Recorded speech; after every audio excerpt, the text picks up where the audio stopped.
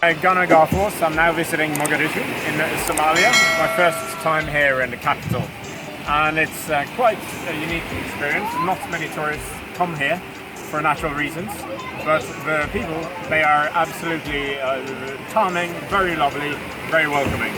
Not all speak English, but there are lots of smiles to be seen.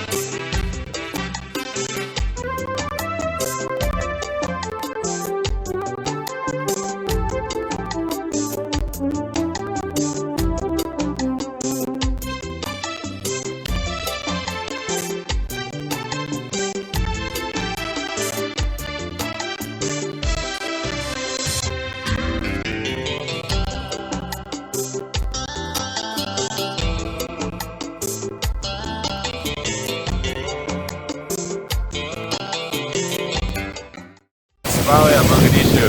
Okay. Yeah. This is the old Italian lighthouse, the old Italian colonies, and all the architecture. Okay. It's incredibly nice. A lot of stuff going on with the fish. You can see the ship in the back as well. Beautiful day. Yeah. I like.